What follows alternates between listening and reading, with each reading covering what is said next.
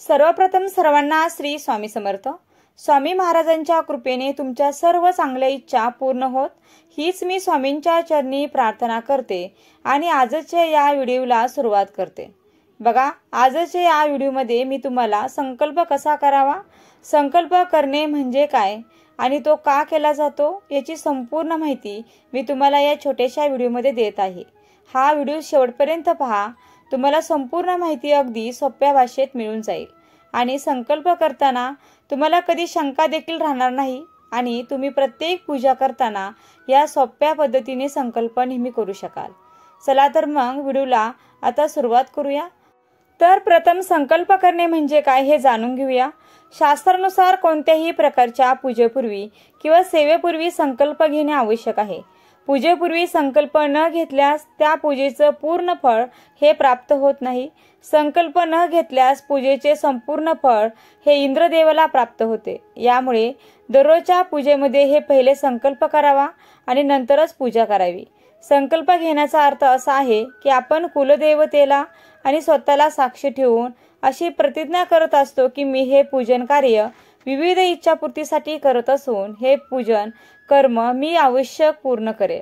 आता संकल्प कसा करावा तर बघा, संकल्प घेताना हातात पाणी घेतले जाते, कारण पंचमहाभूतांपैकी अग्नी, पृथ्वी, आकाश, हवा आणि पाणी, गणपती हा पाण्याचा अधिपती आहे। शेवटी पाणी गणपती समोर ठेवून पूजा कसल्याही अडथळ्याशिवाय पूर्ण होण्यासाठी संकल्प हा केला जातो। संकल्प करण्यासाठी आपल्याला ताम्हण लागतंय। त्या ताम्हणामध्ये आपल्याला हातात पाणी घ्यायचं आहे, कारण पाणी हे पंचमहाभूतांपैकी एक आहे।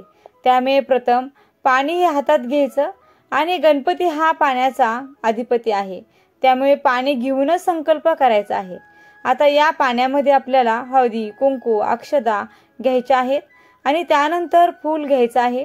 त्यानंतर आपल्याला आपल्या कुलदेवीचे किंवा आपल्या गुरूंचे स्मरण करायचं आहे किंवा त्यांचा मंत्र म्हणा आणि त्यानंतर आपले पूर्ण नाव, आपले गोत्र, जर तुम्हाला गोत्र माहित नसेल तर कश्यप या गोत्राचा उल्लेख करावा।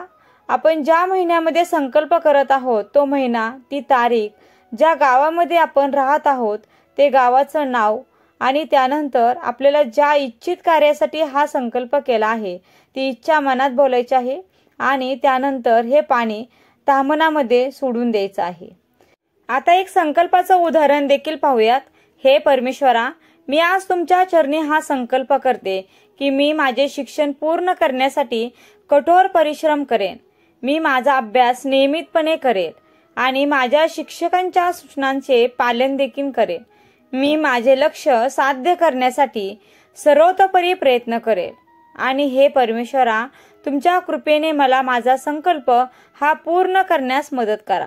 तर अशा पद्धतीने आपण आपल्या इच्छेनुसार संकल्प करू शकता। आता संकल्प करताना कोणकोणते साहित्य लागते तर बघा, गंगाजल किंवा शुद्ध पाणी, फुले, अगरबत्ती, धूप, दिवा आणि एक तांब्याचा ताम्हण। आता संकल्प करण्याची पद्धत ती पाहूयात। प्रथम गंगाजल किंवा शुद्ध पाणी घेऊन आपल्या चेहऱ्यावर, हातावर आणि पायावरती ते शिंपडायचं आहे किंवा संकल्प करताना अगोदर हात, पाय, तोंड स्वच्छ धुवून नंतर संकल्पासाठी बसावे। नंतर फुले, अगरबत्ती, धूप आणि दिवा लावून देवाची प्रथम पूजा करा। त्यानंतर हातात पाणी घेऊन आपल्याला आपला जो संकल्प आहे तो करायचा आहे। संकल्प करताना तो स्पष्ट आणि ठोस शब्द त्याच्यामध्ये वापरायचा, म्हणजे अंतःकरणापासून तो संकल्प तुम्हाला करायचा आहे। संकल्प करताना आपली इच्छाशक्ती वाढवण्यासाठी प्रयत्न करा, म्हणजे अगदी अंतःकरणापासून देवाला पूर्ण शरण जाऊन हा संकल्प तुम्ही करावा। अगदी अडचण असेल मोठ्यात मोठी तर तुम्ही डोळ्यात पाणी देखील आलं पाहिजे, इतके अंतःकरणापासून तुम्हाला हा संकल्प तुम्ही केला तर तो नक्कीच तो सिद्धी जाऊ शकतो। आता संकल्प घेतल्यानंतर त्याचे पालन करण्यास वचनबद्ध देखील राहा। संकल्प कधी केला जातो तर संकल्प हा तुम्हाला सेवेच्या पहिल्याच दिवशी करायचा आहे। तुम्ही 21 दिवस जर सेवा करणार असाल तर रोज तुम्हाला संकल्प करण्याची गरज नाही, हे लक्षात ठेवा। आता संकल्प तोडला तर काय होते, सेवेदरम्यान तुम्हाला मासिक धर्म आला, सूतक आलं किंवा तुम्हाला अचानक गावाला जावं लागलं तर तेवढे दिवस तुम्ही स्किप करा आणि तुम्हाला नंतर परत ती सेवा ही कंटिन्यू करायची आहे। असं नाही की तुम्हाला परत सुरुवातीपासून ती सेवा करायची आहे. तुम्ही संकल्प केलेला आहे, जेवढे तुमचे पारायण झालेले असतील तेवढे पारायण तुम्ही केलेले आहेत आणि त्याच्यानंतर जेवढी अडचणीचे दिवस आहेत तेवढे सोडून तुम्हाला पुढचे ते पारायण हे तुम्हाला सुरू ठेवायचे आहेत. आता संकल्प कसा सिद्ध करावा? तर बघा, सेवेदरम्यान जर तुम्ही ज्या इच्छित कार्यासाठी संकल्प केला होता तर ती इच्छा पूर्ण झाली तर हा संकल्प तुम्हाला पूर्ण करायचा आहे. असं नाही की तुम्ही अर्धवट तुमचा संकल्प सोडून द्याल, कारण तुमची इच्छा पूर्ण झालेली आहे. तुमची इच्छा पूर्ण जरी झाली तरी तो संकल्प जेवढ्या दिवसांचा तुम्ही केलेला आहे तर तो संकल्प तुम्हाला पूर्ण करायचा आहे, हे लक्षात ठेवा. आता संकल्प करण्याचा उद्देश काय आहे? तर संकल्प हा केवळ इच्छापूर्तीसाठी केला जात नाही, तर संकल्प हा एक प्रकारचा संकल्प शक्तीचा विकास करण्यासाठी देखील केला जातो. संकल्प घेतल्यामुळे आपली इच्छाशक्ती वाढते आणि आपण कठोर परिश्रम करण्यास देखील तयार होतो.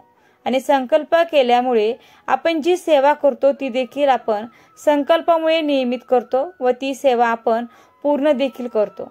आता संकल्प घेण्यासाठी खालील गोष्टी देखील लक्षात ठेवणे आवश्यक आहे. संकल्प नेहमी स्पष्ट आणि ठोस असावा. संकल्प घेताना आपली इच्छाशक्ती वाढवण्यासाठी आपण प्रयत्न करावेत. संकल्प घेतल्यानंतर त्याचं पालन करण्यास देखील तयार असावे. संकल्प काय आहे? तर पूजा सेवा करताना इच्छित फळ मिळवण्यासाठी देवतेला प्रतिज्ञा करणे म्हणजे संकल्प. संकल्प हा कोणत्याही पूजा किंवा सेवेच्या आधी पहिल्या दिवशी करावा. तसेच संकल्प हा हातात पाणी घेऊन मंत्र म्हणा, इच्छा मनात बोला आणि पाणी मनामध्ये सोडा. तर संकल्प या विषयाचे जे काही तुमच्या मनामध्ये प्रश्न असतील किंवा संकल्प म्हणजे काय असतो, तो कसा करावा, त्याचे महत्त्व, हे संपूर्ण माहिती या व्हिडिओच्या माध्यमातून तुम्हाला देण्याचा प्रयत्न केलेला आहे. आणि अगदी साध्या आणि सोप्या भाषेमध्ये मी तुम्हाला संकल्पाविषयी माहिती दिलेली आहे. तर व्हिडिओला नक्की लाईक करा, शेअर करा व चॅनलला सबस्क्राईब केलं नसेल तर चॅनलला सबस्क्राईब देखील करा. व्हिडिओ शेवटपर्यंत पाहिल्याबद्दल अगदी तुमचे मनापासून मी खूप खूप आभारी आहे. धन्यवाद. श्री स्वामी समर्थ. जय जय स्वामी समर्थ. रामकृष्ण हरी. जय जय रामकृष्ण हरी.